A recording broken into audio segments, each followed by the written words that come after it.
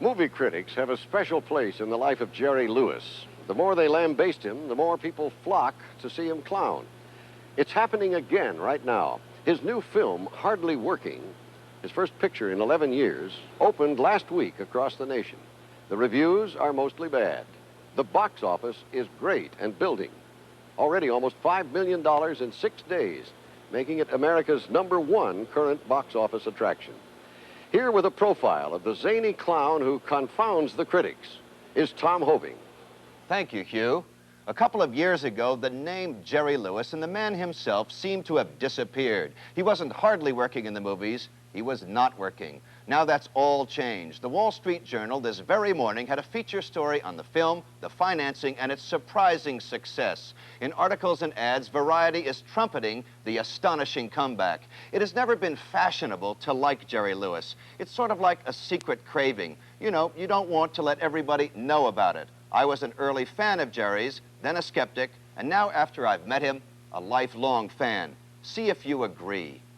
I talk about Jerry as another being, which he is. He's 9 years old. And the guy you're talking to is not hanging from a chandelier. He's not lighting your jacket with a cigarette lighter or cutting your tie. So it's another man. I'm almost 55 years old, and I am the keeper of the idiot. And he makes my living for me. And the idiot is back, making a living on the screen. After an 11-year absence, 800 theaters across America are showing his latest film, Hardly Working. The critics were scathing, but his public loves him and are turning out in record numbers for the film. They have loved him since 1949 in the myriad antic guises he has devised for his 42 films. Over the years, his fans throughout the world have shelled out over $500 million to see him, a record matched only by 1 or 2 people in show business. For his 43rd film, Jerry is still coming up with things for the very first time.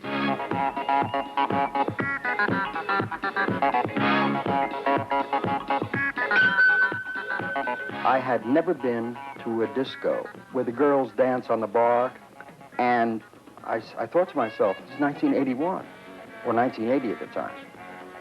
I'm a man of almost 55 years old. It's not allowed that there are things that I haven't seen. And being as square, mid-Victorian, and old-fashioned as I am, it was a mouth opener.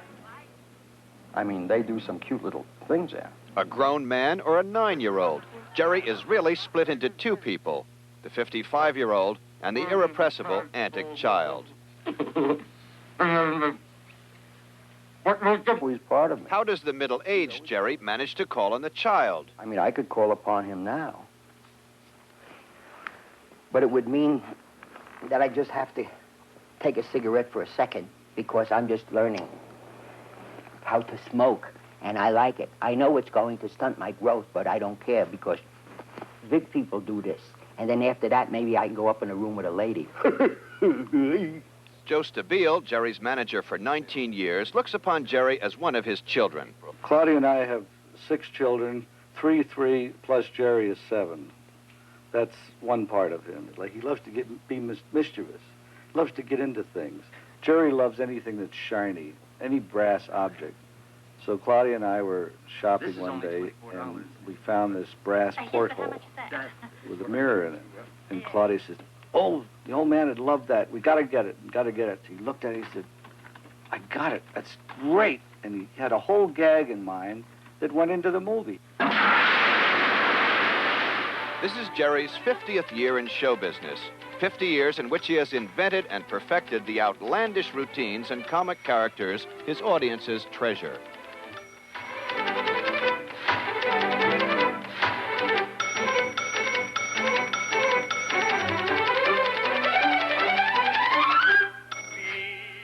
This recent performance at the Olympia in Paris is what's known in showbiz as a dumb act or a record pantomime. The voice, of course, belongs to Mario Lanza. It's how Jerry started his career in burlesque houses and small-time theaters in and around New York. But the big time came when Jerry Lewis was accidentally teamed with an obscure singer named Dean Martin. It was at the 500 Club in Atlantic City, July 25th, 1946, and by the next day, crowds were fighting to get in. 8 years later, they returned as heroes, and Atlantic City named a street after them. By the time they made it to Broadway's biggest movie palaces in 1949, they were the hottest act in show business. Their fans turned out by the thousands, hoping to catch a glimpse of the gifted team or get their hands on photographs, which Dean and Jerry obligingly rained down on them. Jerry clowned and Dean crooned. The crowds that jammed the theaters roared their approval. The perfect straight man playing off the perfect idiot. A show business marriage made in heaven. The key, and what the secret of all of that success was the ability of two men to show love and affection one for another in front of an audience. That's all it was. Because I'm embarrassed to say to you that we were getting $250,000 a week at the New York Paramount for one guy saying, "Did you take a bath this morning?" And the other guy said, "No, why? Is there one missing?" Then on to Hollywood, where in 16 money-making films, Dean remained cool as a cucumber, while Jerry was crazy as a loon. Hey, you. Huh? Is that a real dummy you got there? This is really a real dummy. Cut it out, Steve. That team, which grossed up to $4 million a year, seemed unbreakable. In movie after movie, they were the odd couple who remained fast friends. After what we've been through, nothing can separate us. That's right. That was until 1956, when exactly 10 years to the day, they went their separate ways.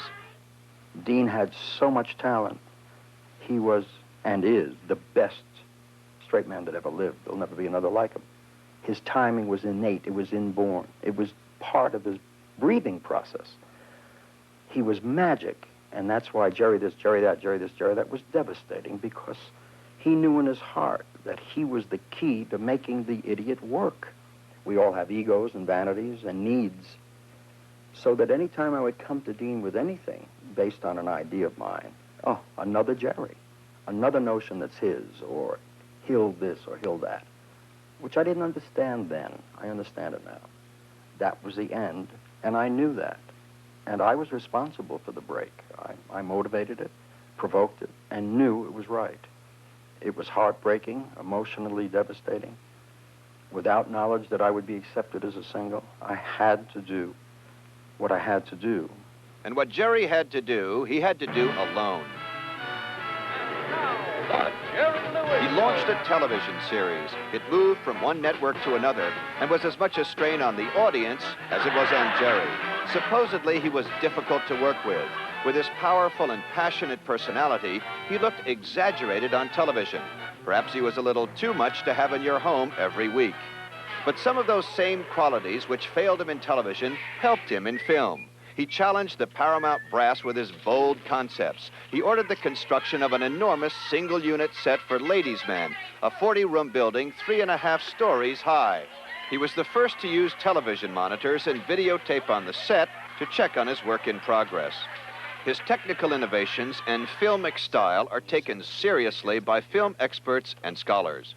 I see Jerry Lewis as a great filmmaker. He's bold, he's inventive, he dares, he understands the rules of film, and he's not afraid of them. He can break them, he can throw them out the window. He's a purely original American artist.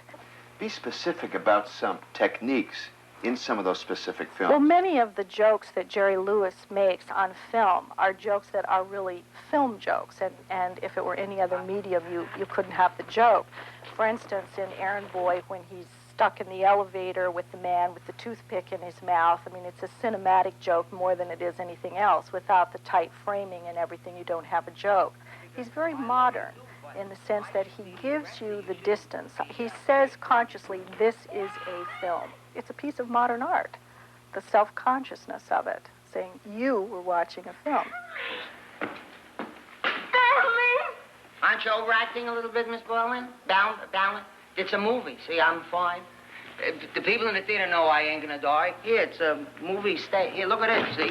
There's wires and lights, and I'm gonna make more movies, so I couldn't die. It's like a make-believe. It's a dumb city. Mr. Lewis, you are a complete nut. The nut, Jerry Lewis, is not only studied in schools, he teaches as well. In The Nutty Professor, he plays a bumbling teacher with a pipsqueak voice. But at UCLA, Jerry is a popular guest lecturer, and having never attended college himself, 10 years ago, he became an adjunct professor of film at USC, teaching a graduate course. His students were some of today's top filmmakers: Jaws director Steven Spielberg and Star Wars director George Lucas. By 1970, a new crop of filmmakers was changing the look and style of film. Jerry was out of step with the times, and for 10 years, he was not to make another film in Hollywood. But in European countries, particularly France, Jerry's phenomenal popularity never waned. Crowds surround him wherever he goes, and his every move is chronicled in newspapers and magazines. Even Serge Savillon, who dubs Jerry's voice into French, has become a celebrity in his own right. Je suis un peu déçu. Je voulais vous emmener dîner tous, mais Sibylle a décidé un meeting auquel tout le personnel doit assister. Alors il faut que je reste. À bientôt.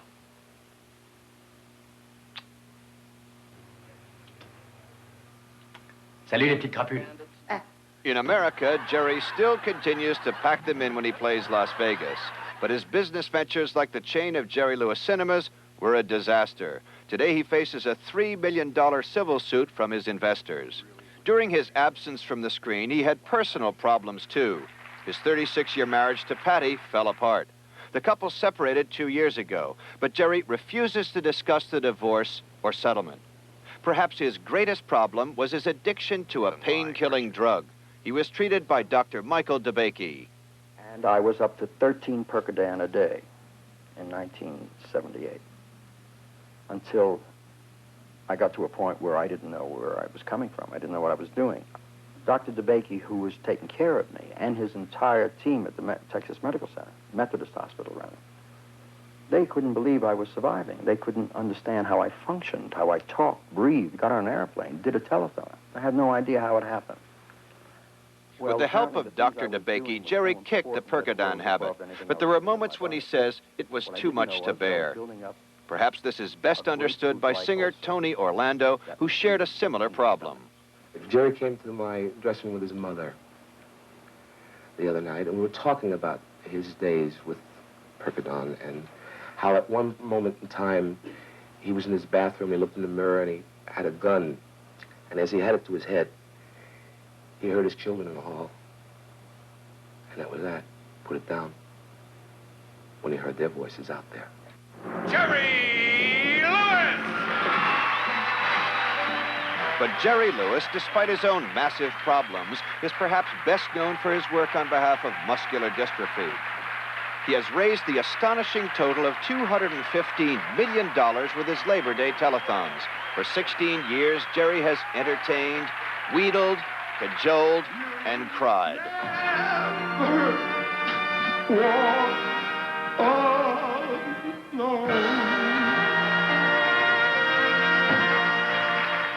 This year, on his 55th birthday, he was honored by President Reagan for his humanitarian dedication. But it is as a clown that most of us know Jerry Lewis. The clown is his alter ego and trademark. He lives virtually surrounded by images of clowns of all kinds. They crowd his tables and fill his walls. And it is as a clown that Jerry Lewis begins and ends his most recent film. A clown is someone who has something to say and something to do, and his heart doesn't have the courage, and he has to hide. Even though through the disguise what he's doing is accepted, it indeed would not be accepted without the disguise. The clown is possibly the saddest, most devastated individual that we've ever known. When he takes the makeup off, he's been half nurtured, so he's half a man. He's half satisfied, he's half fulfilled. I can't even talk about it without it shattering me for him. I'm equally as shattered emotionally thinking about him as I am when I think about Jerry when he was 4 or 5. That lonely child finding that through humor he'd get through his life. So the constant frustration and the constant inability to know fulfillment is how they spend their lives. So whenever I can put on the clown makeup, I too can steal some wonderful moments behind that disguise. And it makes me feel like a better man when I'm doing it.